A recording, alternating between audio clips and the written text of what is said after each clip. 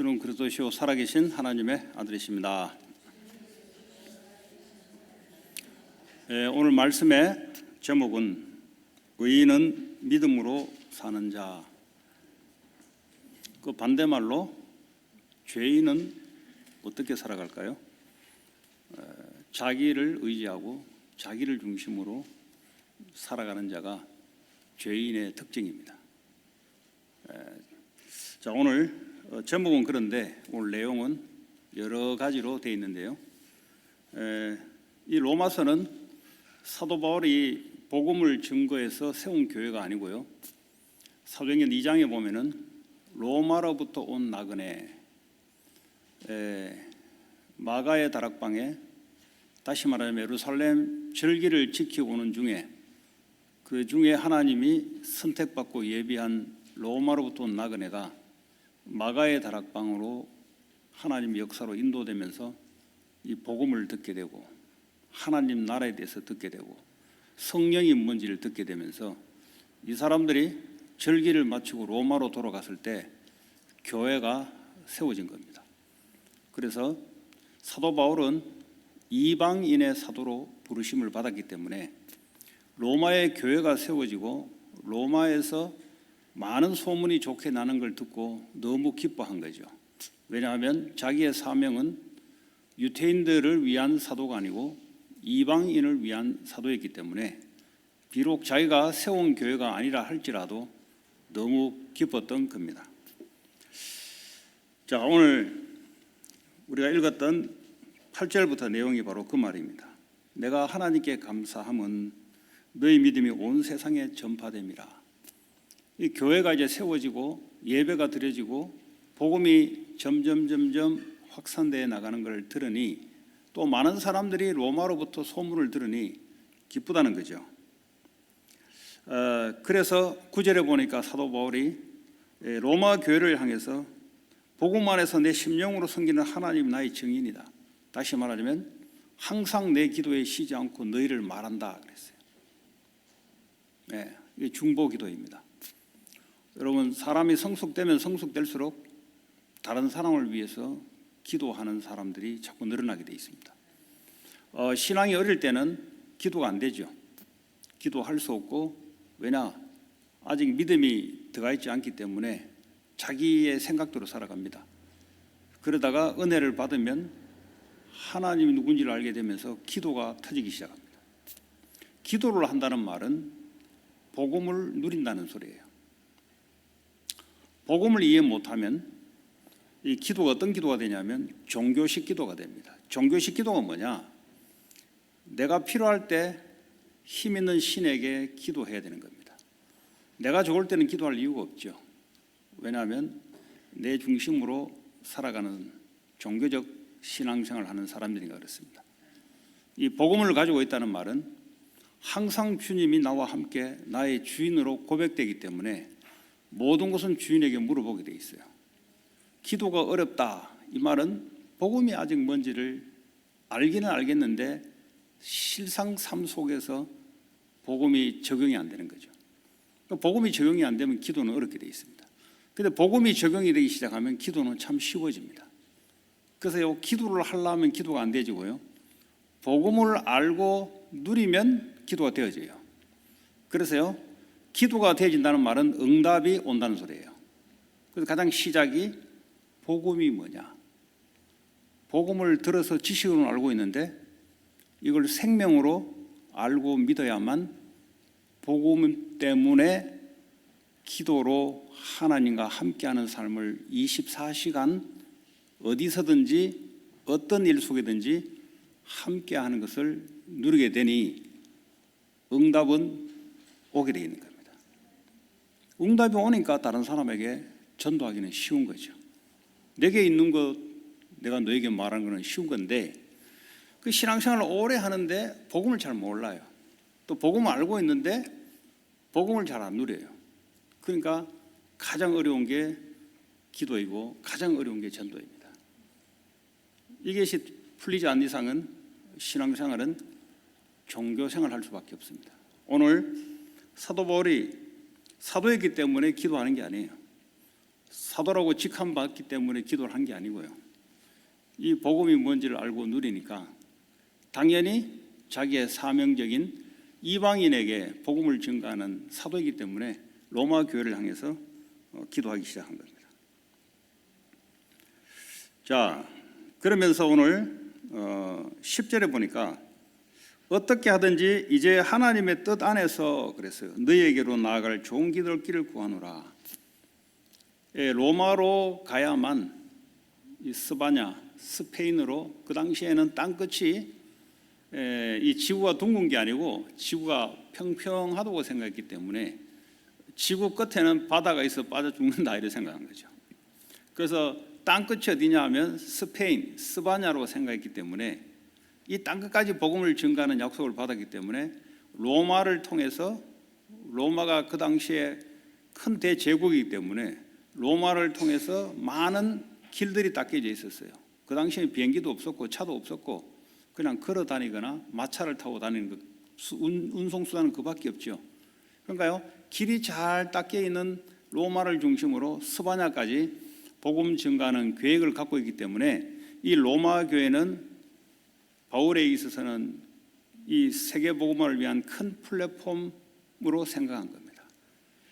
그래서요, 그 큰 플랫폼인 로마 교회가 사회에 세워지고 이 빌드업 되져야 전 세계로 이 복음을 사도 바울이 증가하기 위해 좋은 교회로 생각한 겁니다. 그래서 꼭 내가 하나님의 뜻 안에서 가기를 원한다. 우리는 생각대로 그냥 막 행동해 버리잖아요. 그냥 내 지식대로 로마 교회가 가야 되는 게 맞다. 그러면 행동하잖아요. 그런데 우리 사도 바울은 보니까 하나님의 뜻 안에서 그랬어요. 여러분, 아무리 맞다 할지라도 하나님의 뜻 안에서 이루어져야 되는 겁니다. 하나님의 뜻이 이 땅에 이루어지도록 우리는 하나님의 뜻을 따라 하나님의 뜻이 성취되는 그런 하나님의 백성입니다. 그래서요, 복음을 누린다는 말은 그리스도를 나의 주로 받아들인다는 소리고요, 그분의 뜻 안에서 내가 살아간다는 겁니다. 하나님의 뜻이 아니면 안 하는 거예요. 하나님의 뜻이면 내가 아무리 연약해도 하는 거예요. 왜냐? 주께서 책임지니까요. 예. 그래서 오늘 바울이 자기의 신앙 그대로 나타낸 겁니다. 내가 하나님 뜻 안에서, 내가 아무리 가기를 원하지만 하나님의 뜻 안에서 가기를 원한다는 거죠. 그것도요, 하나님 뜻이 지금이냐 나중이냐 그것도 봐야 되는 거죠. 자, 그리고 11절에 보니까 내가 너희 보기를 간절히 원하는 것은 왜 로마 교회에 가기를 원하고 보기를 원하느냐? 어떤 신령한 은사를 너에게 나눠주어 너희를 견고하게 하려 함이라 그랬어요. 이 스피리추얼 기프트라고 이야기하는데요, 여기 대해서는 고린도전서 12장을 보시면 성령의 은사에 대해서 잘 나타나 있습니다. 특별히 이제 4절, 3절부터 쭉 읽어보면 성령의 은사가 뭔지, 왜 하나님이 각자에게 성령의 스피리추얼 기프트를 줘서 왜 하나님이 각자에게 스피리추얼 기프트를 줬냐? 서로 견고하게 교회를 세우기 위해서 준 겁니다. 그러면 오늘 고린도서 12장 4절에 보면 은사는 여러 가지나 성령은 같고 그랬어요. 그리고 직분은 여러 가지나 주는 같으며 또 사역은 여러 가지나 모든 것을 모든 사람 가운데서 이루시는 하나님은 같으나 각 사람에게 성령을 나타내심은 유익하게 하려 하심이라. 왜 하나님이 각자에게 성령의 기프트를 줬냐? 서로 교회 안에서 서로 유익되게. 이 말은 혼자가 아니에요. 내게 성령의 은사를 주는 것은 교회 안에 다른 사람, 로마 교회 안에 다른 사람에게 유익을 줘서 견고하게 세우기 위함이다. 그리고 교회를 이해 못하면 하나님 주신 달란트, 하나님 주신 성령의 기프트 쓸 수가 없어요. 왜냐? 그걸 주신 것은 다른 사람을 견고하게 하기 위해서 서로를 준 거예요. 서로를. 어떤 사람에게는 성령으로 말미암아 지혜의 말씀을, 어떤 사람에게는 같은 성령을 따라 지식의 말씀을, 그러니까 다 다른 거예요. 어떤 사람에게는 같은 성령으로 믿음을, 믿음이 깊은 사람 있죠. 이 사람의 이 기프트를 가지고 다른 사람을 견고하게 세워주는 역할을 하는 겁니다. 어떤 사람에게는 한 성령으로 병 고치는 은사를, 어떤 사람에게는 능력 행함을, 하나님 능력이 나타나는 거죠. 어떤 사람에게는 예언함을, 어떤 사람에게는 영들 분별함을, 다른 사람에게는 각종 방언 말함을, 어떤 사람에게는 방언들 통역함을 주시나니 모든 일은 같은 한 성령이 행하사 그의 뜻대로 각 사람에게 나누어 주시는 것이라. 이 사도 바울이 왜 로마 교회를 가고자 했는가? 이 교회를 든든히 세워져야, 무너지면 안 되냐, 든든히 세워져야 세계로 이 복음이 뻗어나갈 수 있는 플랫폼이 되기 때문에, 큰 영적인 시스템이 되기 때문에 바울이 자기에게 주신 성령의 은사를 로마 교회에게 각 나눠주면서 이 교회가 견고하게 서기 위함이다. 교회가 견고하게 선다는 말은 여러분 각자의 은사를 사용해야 돼요. 네. 이 사용하니까 어떻게 합니까? 내게 주신 은사를 교회가 견고하기 위해서 사용되어야 흔들리지 않고요. 일어서는 겁니다. 이 사탄은 교회를 무너뜨리려고 하죠. 주님은 교회를 세우려 하고. 그러니까 어떻게 합니까? 우리 스스로가 각자에게 주신 성령의 은사를 나누어 줘야 됩니다. 사용해야 되는 거예요. 네. 아유, 나는 받은 게 없는데요. 그 사람은 불신자예요. 불신자는 받은 게 없습니다. 그러니까 하나님 자녀라면 반드시 하나님이 준 게 있어요. 어떤 사람은 믿음을, 그 사람 믿음을 들으니까 이게 견고해집니다. 어떤 사람은 말씀을 전달하는데 지식의 말씀, 지혜의 말씀을 전달하니까요, 깨달아지고요, 잘못된 이 견고하게 있는 내 생각들이 무너지기 시작하고요.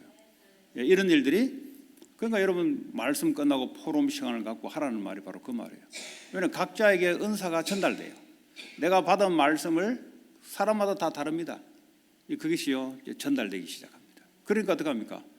이 견고하게 교회가 세워지는 거죠. 그 의미를 알고 여러분 받은 은사를 사용하시기 바랍니다. 나는 없다. 그 불신자입니다. 다 있어요. 그냥 모르면 그냥 그 느낌대로 하면 돼요. 그냥 하면 다른 사람에게는 그게 좋은 유익이 되는 겁니다. 자, 그래서 뭐죠? 12절에 보니까 이는 곧 내가 너희 가운데서 너희와 나의 믿음으로 말미암아 피차 아니함을 얻으려 함이라. 이 사도 바울뿐만 아니라요, 그 로마 성도들도 서로 인커리지 되기 위함이다 그랬어요. 이게 바로 교회입니다. 교회를 모르면 은사도 사용할 수 없고 하나님 주신 것들을 또 다른 사람으로 하여금 내가 전달받을 수가 없어요. 그 교회는 그리스도가 머리가 되시고, 과거 구약 때에는 성전을 중심으로 이스라엘의 공동체가 오늘날 말하면 교회인 거죠. 언약궤를 중심으로. 그러나 예수님이 십자가에 지시고 난 뒤에는 모든 족속으로 복음이 이방인에게 전파되기 때문에 성전이 있으면 안 돼요. 그래서 하나님은 성전 시대를 없애고 교회 시대를 연 겁니다. 그래서 성령을 부어준 거예요. 언약궤 필요 없고 이제는 성령이 우리 각자에게 오셔서 내가 성전이 되고 모이는 교회가 지역 지역마다 형성되면서 각 이방 지역의 교회들이 형성되는 겁니다. 거기에 주님이 교회의 주가 되시고 성령께서 각자 은사를 줘서 교회를 견고하게 세워내는 거죠. 교회를 모르면 개념 자체가 없어져 버려요. 구약은요, 이스라엘 전체에 오늘 말하면 교회고요. 요즘은 뭡니까? 지역 지역마다 로컬 교회가 이제 세워지는 거죠. 그럼 이걸 잘 아시면은 왜 내가 뭘 해야 될지 이런 것들이 명확하게 나타나게 되어 있습니다. 그럼 무교회주의자들 있어요. 무교회주의자. 뭐 내가 성경 읽고 됐지 뭐. 코비드 터지면서 요즘 온라인으로 터지잖아요. 온라인으로 멀리 떨어지는 사람은 어쩔 수 없이 온라인 들어야 되지만, 그러나 이제 코비드 이후로는 사람들이 생활 패턴이 이제 교회 안 와도 방송으로 듣는, 그러면서 미국 교회가 무너지기 시작한 겁니다. 미국 교회는 코비드 전부터 이미 온라인으로 이미 사용했어요. 온라인으로 헌금하고 온라인으로 듣고, 그러면서 교회가 서서히 무너지기 시작합니다. 성경에 나와 있잖아요. 모이기를 피하는 자, 모이기를 금하는 자, 하나님이 금기셨어요. 왜 그렇습니까? 하나님이 각자에게 주신 은사를 서로에게 나누어주면서 견고하게 서기게 합니다. 이 가정도 마찬가지죠. 가정도 한 교회잖아요. 각자에게 주신 게 있어요. 그걸 무시하면 안 돼요. 한 성령이고 한 주님이시고 그 가정이 서기 위해서 각자에게 구원받은 자에 한해서. 자, 그러면서 13절에 보니까 내가 여러 번 너에게 가고자 한 것을 너희가 모르기를 원하지 아니하노니 너희 중에서 또 다른 이방 중에서 같이 열매를 맺게 하라 합니다. 네, 이 성령의 열매 그리고 전도의 열매, 내적으로는 내 개인의 성숙함이죠. 이 복음을 누려지면 누려질수록 내 개인이 9가지 열매가 나옵니다. 충성, 온유, 믿음, 사랑, 오래 참음, 이런 것들이 자꾸 나오죠. 겸손, 이런 게 나오죠. 사람이 복음을 하나님과 가까이 하면 할수록 사람이 변하게 되어 있습니다. 하나님을 가까이 하기 싫은 사람은 세상과 가까워지기 때문에 이게요, 사람이 자기밖에 몰라요. 이 세상이 그렇지 않습니까? 하나님 없다는 거죠. 그런데 이 복음을 가까이 하고 말씀을 가까이, 기도를 가까이 하면 할수록 사람이 변화되게 되어 있습니다. 왜냐? 주님을 가까이 할수록 사람이 변하게 되어 있어요. 그렇지 않습니까? 이런 사람이 사람과 가까이 했을 때 다른 사람이 변화되게 되어 있습니다. 내가 이것이 없이 다른 사람하고 갖게 되면 다른 사람이 영향을 받게 되어 있어요. 어떤 영향을 받냐? 뻔하죠. 세상의 영향을 받죠.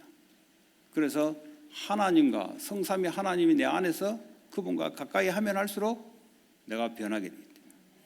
열매가 맺어지고 밖으로는 전도의 열매가 맺어지게 하기 위함이다. 교회 안에만 열매 맺으면 안 되죠. 교회가 있는 것은 아직도 불신자 가운데 하나님의 백성들이 있어요.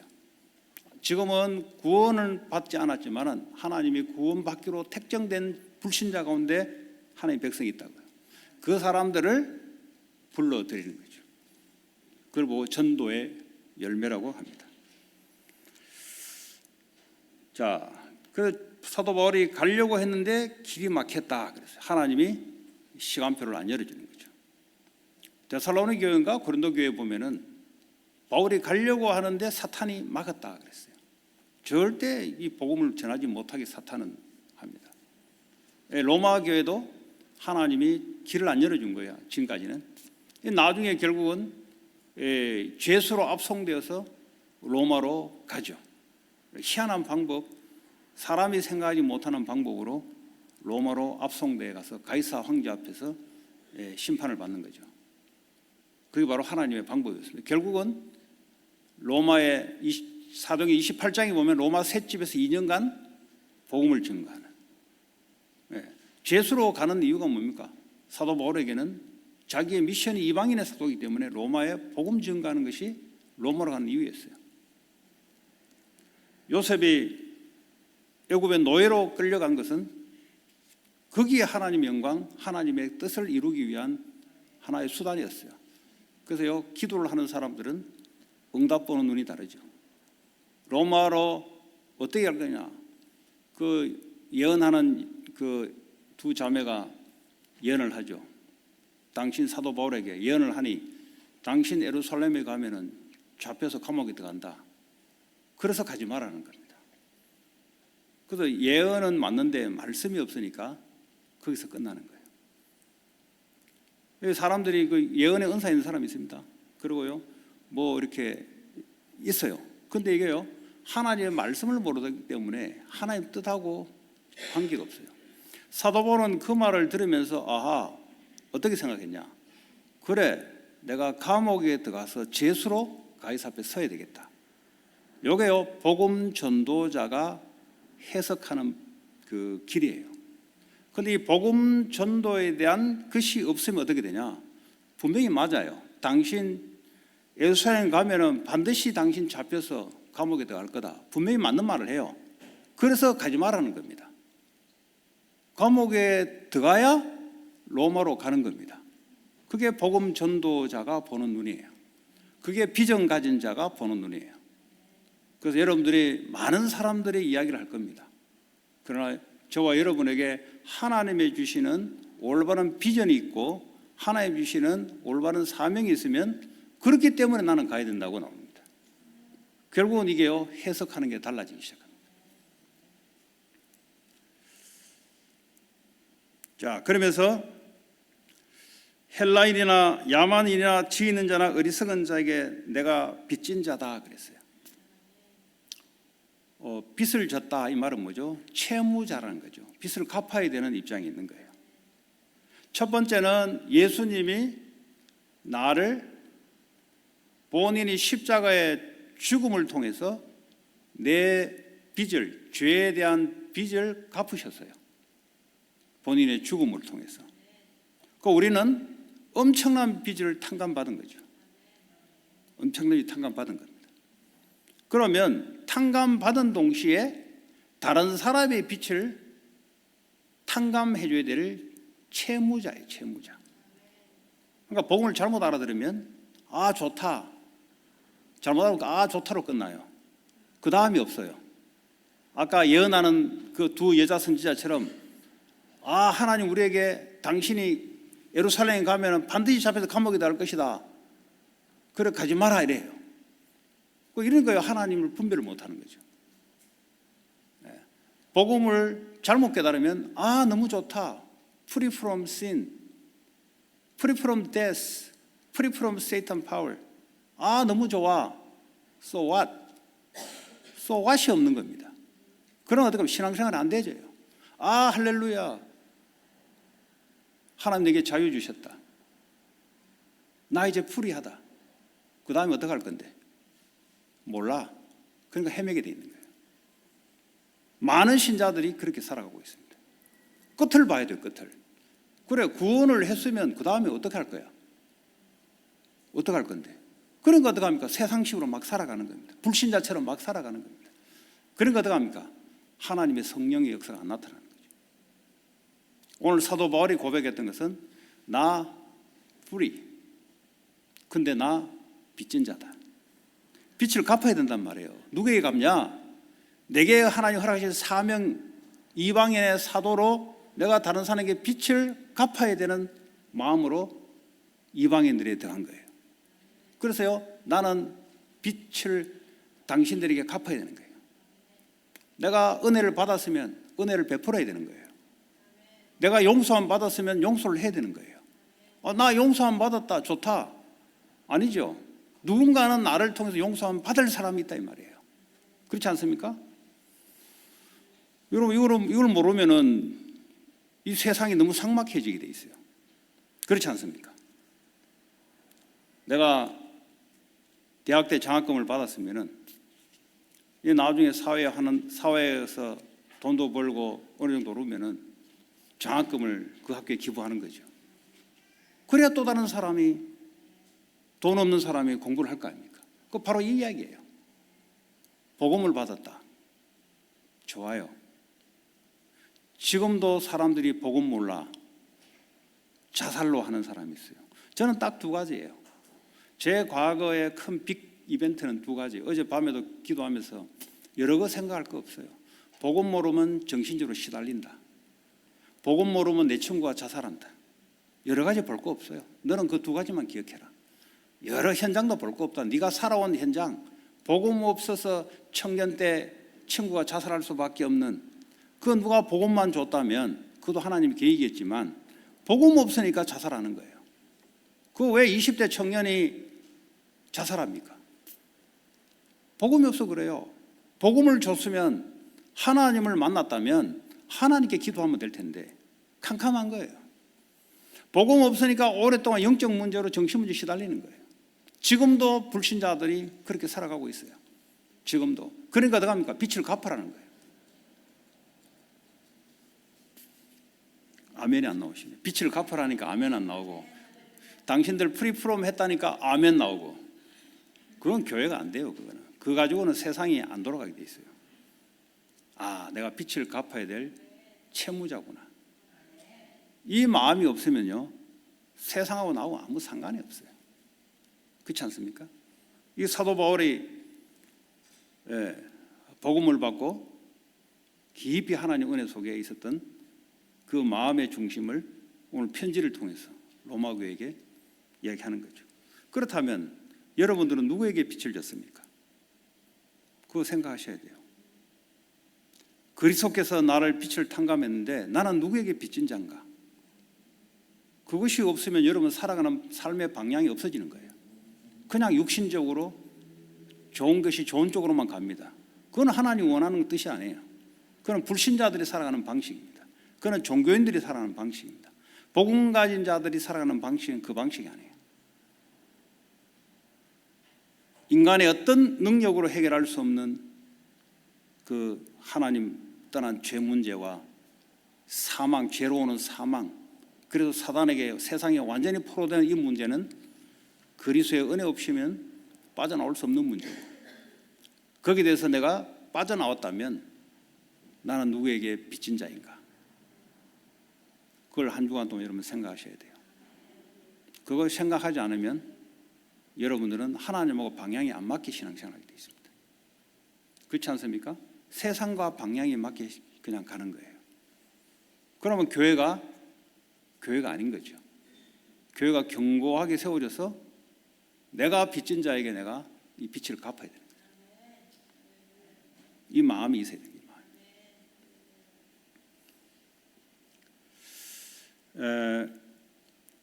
자, 오늘 두 번째, 오늘 1장 15절에 보니까 그러므로 내가 할 수 있는 대로 로마에 있는 너희에게도 복음 전하기를 원하노라.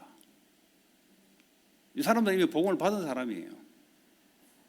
또 사도 바울이 왜 또 복음을 전한다고 할까? 뭐 여러 가지 의미가 있을 수 있어요. 가장 첫 번째는 복음 받은 사람에게 또 복음이 증거돼야 되고, 아니면 새로 들어온 사람에게 또 복음이 증거돼야 되고, 아니면 현장에 아직 불신자 있는 사람에게 또 복음이 증거돼야 되고, 중요한 것은 왜 로마 교인들에게 내가 가서 너에게 복음 전하기를 원하냐? 이 복음을 간단하게 생각하시면 안 돼요. 그러나 복음 받으면 하나님 자녀가 된다. 맞아요. 그런데 복음 안에 있는 엄청난 하나님의 깊이와 넓이와 높이가 있다는 거죠. 여러분 이걸 잘 모르면 여러분 문제 해결 방식이 틀려져요. 무슨 말이냐? 이 소금이라는 것은 짜지 않습니까? 오늘 이 컵에다가 소금을 넣어서 마시면 짜잖아요. 그런데 똑같은 이 소금의 양을 저 강에다가 갖다 던져 놓으면 그때 내가 물을 마시면 짠 걸 느낄 수가 없어요. 무슨 말이냐? 이 복음의 넓이와 깊이가 안 되면 안 될수록 문제로 보입니다. 그런데 이 복음의 깊이와 넓이와 높이가 넓어지고 높아지고 깊어질수록 문제가 안 보여요. 문제가 안 돼요. 그러면 그 사람의 마음의 넓이, 깊이, 높이가 어떠냐의 그릇에 따라 그 사람의 문제 보는 눈이 달라지는 겁니다. 어떤 사람들은 복음을 조금 알아가지고 이 컵 같은 마음의 좁은 그릇을 갖고 있는 사람은 맨날 문제입니다. 그 사람은. 이해되시죠? 맨날 짜니까 자기가 문제로 시달리니까. 그 사람이 알고 있는 복음은 그 정도예요. 이 복음은 내 마음의 믿음으로 내 마음의 넓이, 높이, 깊이가 형성되는 겁니다. 내가 하나님의 창조주 하나님을 알면 알수록 그게 문제가 되겠습니까? 그런데 이 복음을 그냥 지식교로 알아듣고 은혜는 받아서 구원을 받을지 몰라도 이 복음을 지식으로 받아들이면 문제는 그 사람에게는 항상 문제입니다. 그 사람 하는 말이 맞아요. 문제다 맞아요. 그런데 좀 더 복음의 깊이를 알게 되면은 문제가 뭐 되겠습니까? 우리가 영혼을 알게 되면은 죽음 문제가 무슨 문제 되겠습니까? 그렇잖아요? 영혼을 알게 되면은 죽음 문제가 안 되는 거죠. 네. 창조주 하나님 능력을 알게 되면은 그게 무슨 문제가 됩니까? 그러니까 이게 모르고 자기 능력을 앞세우니까 문제가 되는 거죠. 그게 바로 좁은 그릇이다 이 말이에요. 그 좁은 그릇 가지고 아무리 이야기해 본들 맞는 말이지만은 아무 상관이 없는 말이에요. 그거는 언제까지 자기가 복음의 능력으로 마음이 깊고 넓어지면 질수록 그 믿음이 커지면 커질수록 문제가 되지 않는 겁니다. 문제가 안 오는 게 아니라 문제가 안 되는 거죠. 그래서 바울이 할 수 있는 대로 내가 너에게 복음 증거하기를 원한다. 바로 그 말이에요. 그 복음 그냥 단순한 복음 아니잖아요. 예. 우리 죽을 때까지 그리스도가 하나님인데 하나님에 대한 깊이와 넓이와 높이가 어떤 것을 알기를 원하노라. 에베소 1장인가 나오잖아요. 기도. 그런 성도 되기를 그리스도의 이름으로 축복합니다. 자, 16절에 보니까 내가 복음을 부끄러워하지 않는다 그랬어요. 그 부끄러워하는 사람이 있다는 거죠. 이 로마니까 어떡합니까? 로마 대제국이니까 군사도 강하고 로마의 법도 강하고 또 헬라 문화를 정복했으니까 문화적으로도 강하고, 근데 그 앞에서 내가 십자가의 복음을 증거하는데 쪽팔리는 거예요 이게. 여러분 뭐 대단한 성공한 사람들 앞에서 내가 십자가의 복음을 증거하려니까 내 스스로 위축들고 쪽팔리는 거예요. 쪽팔리는 거예요. 바울이 그랬었죠. 아테네는 철학 도시입니다. 철학 도시에 많은 사람들이 뭐 에피쿠로스 학파, 아리스토텔레스 학파 그 당시에 있었어요. 예수님을 당시에 있었어요. 예. 그래서 아테네에서 말이죠. 그 학자들이 변론하기를 좋아하고. 그러니까요. 오늘 성경에 보니까 헬라인들은 지식을 추구하는 거죠. 그러니까 그 지역에 복음을 증거하니까 사도 바울이 본인이 배웠던 철학이 있단 말이죠. 처음에는 말이죠. 그걸 가지고 같이 변론을 하다가 나중에는 복음이 이렇게 전해지를 못했어. 고린도에 와서 본인이 결심을 해요. 내가 예수 그리스도의 십자가 복음 외에는 알지 않기로 작정했다. 그 말은 뭐냐? 우리가 갖고 있는 지식으로 사람을 변화 못 시킨다는 겁니다. 미련한 것 같지만 이 십자가의 복음이라야 그게 하나님의 능력이고 하나님 지혜라는 거죠. 그걸 여러분 아셔야 돼요. 세상에 아무리 육신적으로 크고 지식적으로 많다 할지라도 그 사람도 복음을 들어야 되는 거죠. 복음을 듣지 않고서는 그 사람의 영적 변화가 나타나는 거예요. 정신적이나 육신적으로 뛰어날지 몰라도 하나님이 없다는 거예요. 하나님. 누구든지 십자가를 말씀하는 복음이 그 사람에게 증거돼야 된다. 그래서요, 나는 복음을 부끄러워하지 않는다는 거죠. 특별히 우리 후대들이 그런 자들이 많이 일어났으면 좋겠습니다. 친구들에게 나는 복음을 부끄러워하지 않는다. 네. 나는 교회 다니는 것이 자랑스러워. 나는 예수 그리스도를 믿는 것이 자랑스러워. 저는 그렇습니다. 네. 제 주위에 불신자들은 많죠. 그러나 자랑스럽죠. 네. 아무도 한 말이 없어요. 거기에 대해서는. 그 누구도 이구동성으로 내가 하는 말에 대해서 토를 다는 사람이 없습니다. 왜냐? 비포 앤 애프터를 그들이 알고 있으니까. 이게 전도예요. 전도. 표정이 전도고 말이 전도고 살아있는 게 전도예요. 저는. 우리 식구들 가는 곳마다 전도예요. 말 안 합니다. 그 말로 하는 거야. 이미 변화되어 버렸는데 친구들 말 안 해요. 그 말을 해봤자 하거든. 싸우면 되거든. 그냥 있는 게 전도입니다. 왜냐? 알기 때문에. 예. 내가 누군지를 잘 알고 지금 내가 어떤 모습인지 본인들이 잘 알아요. 그 살아있는 전도입니다. 이게. 내가 살아왔던 과거에 살았던 모든 사람에게 전도예요. 페이스북을 통해서 전도가 됩니다. 직장 다닐 때 동료들 페이스북으로 연결하고 그럼 전도입니다. 어떻게 박두선 씨가 아이고 하면서 그 직장에는 서로 이제 누구누구 씨 하거든요. 직장에는 말 안 나요. 누구누구 씨 하면. 그게 존중해 주는 거죠. 아무리 후배라도 직장생활, 사회생활 하면은 누구누구 씨라고 이렇게 존중해 줘요.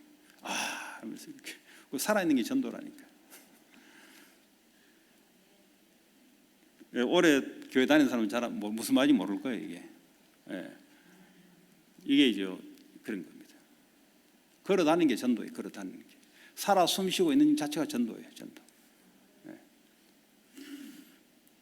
자, 그러면 고린도전서 1장에 바울이 어떤 심령으로 이 복음을 가지고 있었냐. 아테네에서 넘어와서 결심을 하고 난 뒤에 이 십자가의 도가 도대체 뭐냐. 멸망하는 자에게는 미련하게 보인다는 거죠. 이 복음이요, 멸망할 자들은 미련하게 보이는 겁니다. 야, 복음 이야기하지 마. 그 사람은 멸망한 사람이에요, 이미. 그래 생각하시면 돼요, 여러분. 구원받는 자에게는 하나님의 능력이 됩니다. 이 복음은 말이죠, 구원을 받는 자에게는 하나님의 능력이 된다는 거죠. 절대 사람의 능력으로, 사람의 말로, 아름다운 지혜의 말로 그 사람을 변화 못 시켜요. 성령의 능력으로, 하나님의 성령의 역사가 임해야만 말씀을 통해서 죽었던 영이 반응을 나타내기 시작합니다. 반드시 말씀을 통해서 성령의 역사 없이는 죽은 영이 반응을 못 나타내요. 그러나 그 사람이 성경을 아무리 많이 읽어도 지식적으로 나타내는 거지, 성령의 역사 없이는 죽은 영이 반응을 못 나타내요. 고린도전서 1장 24절에 그리스도는 하나님의 능력이요 하나님의 지혜다 그랬어요. 여러분, 그래 그리스도, 오직 그리스도, 그게 하나님의 능력이고 하나님의 지혜예요. 그리스도의 이름으로 그게 하나님의 능력과 하나님의 지혜가 나와요. 골로새 2장 3절에 그리스도 안에는 모든 지혜와 지식과 보화가 다 감춰졌느니라. 그 그리스도 이름으로 기도할 때, 그리스도 이름으로 내가 살아갈 때 거기서 능력과 지혜가 나오기 시작해요.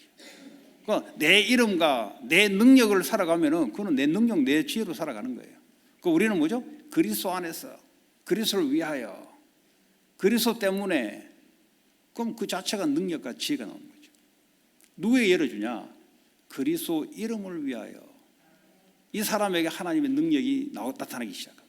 하나님의 지혜가 거기 나타나기 시작합니다. 자, 고린도전서 2장 2절에 보니까 바울이 작정했다 그랬어요. 그리스도의 십자가에 못 박힌 것 외에는 다른 것을 말하지 않겠다. 그럼 뭐 사업 이야기 안 합니까? 그 말이 뭔 말이냐?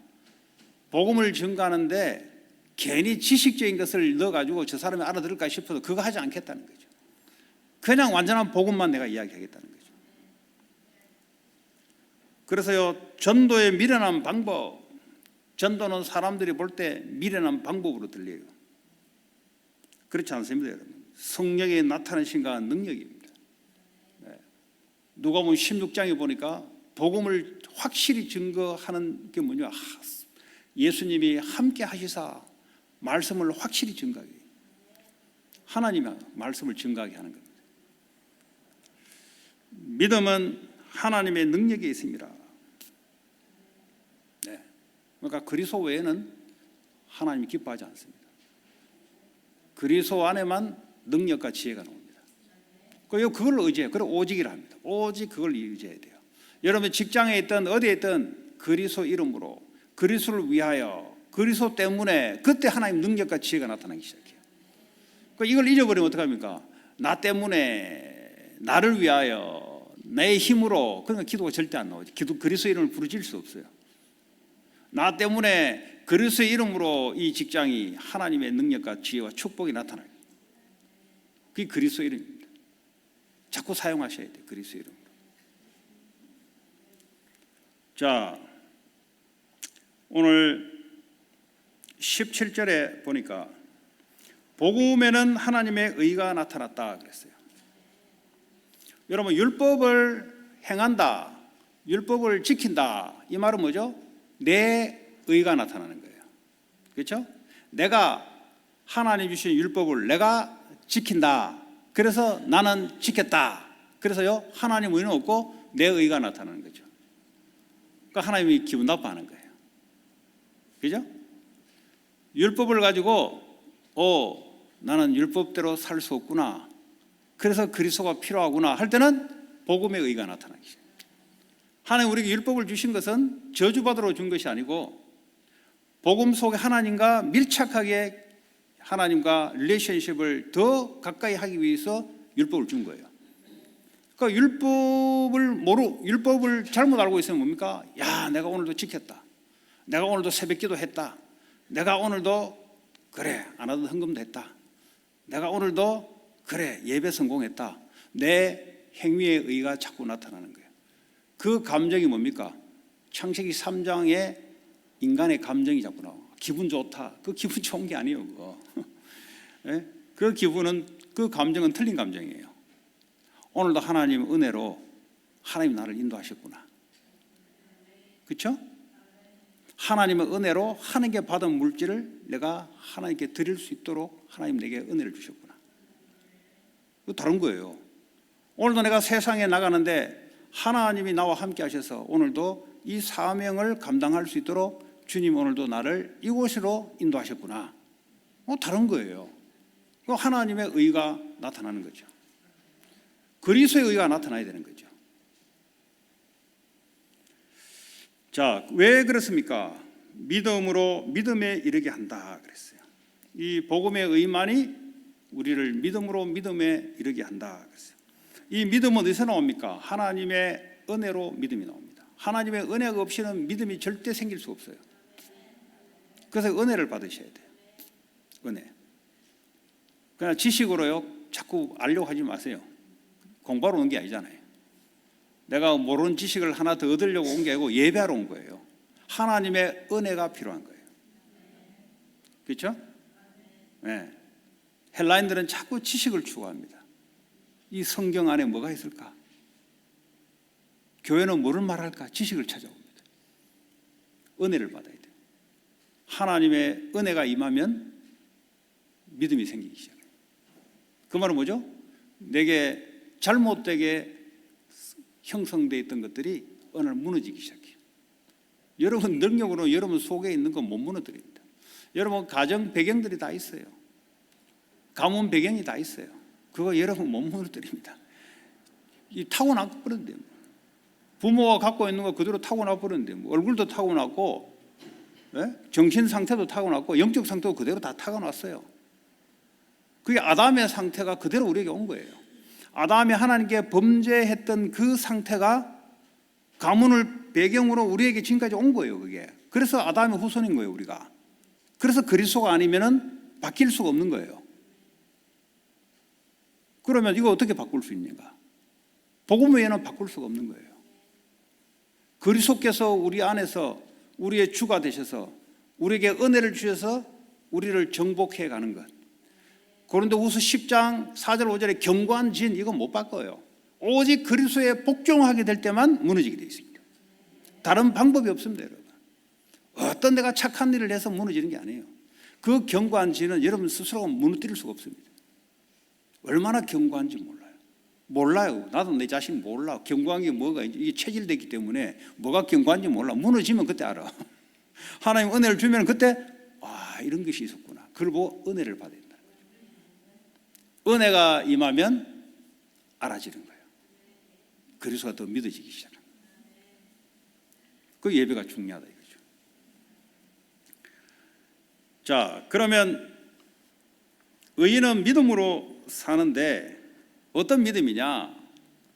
갈라디아 2장 20절에 나는 그리스도와 함께 죽었고 그리스도께서 내 안에 사시는 그 믿음 안에서 살아가는 것이라. 그 믿음이요, 내가 원하는 대로 믿는 게 믿음이 아니고 하나님의 복음의 말씀을 믿음대로 살아가는 거죠. 그러니까 의인은 뭐죠? 예수 그리스도를 믿는 자들을 의롭다 하셨고 우리는 또 죄를 짓죠. 능력은 죄를 지을 수밖에 없는 존재인데 근데 하나님이 예수님의 피값으로 우리를 의롭다 하심을 받아버렸어요. 예수님 믿음으로서 우리를 의롭다. 그러나 여전히 우리는 행동은 또 죄를 또 짓습니다. 또 사람에게 상처도 주고 또 나쁜 습관들이 안 바뀌어요. 그대로 있습니다. 그런데 예수 그리스도 때문에 하나님은 의롭다 한 거예요. 창세기 15장에 보니까 15장 6절입니까? 아브라함이 여호와를 믿음에 이를 그의 의로 여겼다 그랬어요. 믿음 없이는 의가 안 돼요. 복음을 믿음으로 하나님 우리 보고 의롭다, 의인이다, 하나님 자녀다, 내 자녀다 그래. 그렇죠? 그 우리는 이제 의인은 어떻게 살아야 되냐? 용감하게 살아야 되냐? 착하게 살아야 되냐? 도덕적으로 깨끗하게 살아야 되냐? 어떻게 살아야 됩니까? 믿음으로 말미암아 살리라. 이거 빼버리면 다 헛일이에요. 이거 빼버리면 무슨 믿음이냐? 그리스도가 나의 주 되심을 믿는 믿음 안에, 내 육체 안에 사는 것은 그리스도를 믿는 믿음 안에 살아가는 것이다. 그 믿음이 없어버리면 nothing인 겁니다. 그 믿음은 뭐죠? 하나님 은혜로 말미암아 믿음이 자꾸 생기는 거예요. 그게 바로 의롭게 사는 의인이고 하나님의 자녀들이 살아가는 방식입니다. 여러분, 세상을 쳐다볼 때 말씀이 없다, 그럼 믿음이 안 생기는 거죠. 세상 지식 가지고는 세상을 살아갈 수가 없어요. 하늘의 지식, 하늘의 말씀을, 믿음을 가지고 살아가는 거죠. 남들이 볼 때는 이상한 사람으로 보이죠. 미쳤구나, 돌았구나. 사도 바울이 그랬습니다. 아그리빠에게 내 수갑이 그 차인 것 외에는 당신도 나같이 돌기를 바랍니다. 이 돈다는 말은 뭐죠? 세상 육신의 기준을 볼 때는 저거 또라이예요, 또라이. 모르잖아요. 복음이 뭔지, 하늘나라의 이 축복이 뭔지 모르잖아요. 모르는 각도에 볼 때는 미쳤어, 저게. 그래서 바울이 뭐랬죠? 당신도 나처럼 미치기를 원합니다. 요 수갑, 요 포성줄 잡히고 요 외에는 당신 나같이 미쳐버려야 돼요. 세상이 볼 때 내가 미쳐야 돼요. 왜냐, 세상 방식하고 안 맞아요. 왜? 믿음으로 살아가니까. 돈으로 살아가는 것이 아니고 믿음으로 살아가는 거니까. 내 실력으로 살아가는 것이 아니고 믿음으로 살아가는 것이니까. 남들이 볼 때는 돌은 거예요, 저거. 돌았다 함을, 칭함을 받아야 돼요. 진짜 돈거 말고 맨날 실수하면서 질타당하는 그거는 골쳐야 되는 거고, 그렇게 돼요. 한 주간도 저와 여러분들이 복음으로 경고하고 교회 안에 성도들끼리 영적인 은사를 가지고 서로 인커레이지를 해서 경고하게 만들어서 이 복음이 세상에 전파될 수밖에 없는 하나님의 역사 인도 속에 한 주간도 있기를 그리스도의 이름으로 축복합니다. 오늘 주신 말씀 붙잡고 합심으로 기도하겠습니다. 하나님 감사합니다. 오늘도 우리에게 의인은 믿음으로 산다고 했습니다. 하나님 주의 성령으로 역사해 주시고 오늘도 오직 복음의 믿음으로 살아가는 자 되게 하시고 복음만이 우리의 믿음의 넓이와 깊이와 높이가 세워지게 하시고 우리의 마음의 그릇이 넓고 높고 깊이 있게 바뀌게 함으로써 세상을 담을 수 있는, 사람을 담을 수 있는 그릇으로 변화시켜 주시길 원합니다. 그래 교회가 성숙된 교회로, 성숙된 성도들로 하나님 세상을 포용하고 세상을 살리는 교회가 되게 하여 주옵소서. 예수 그리스도 이름으로 기도합니다.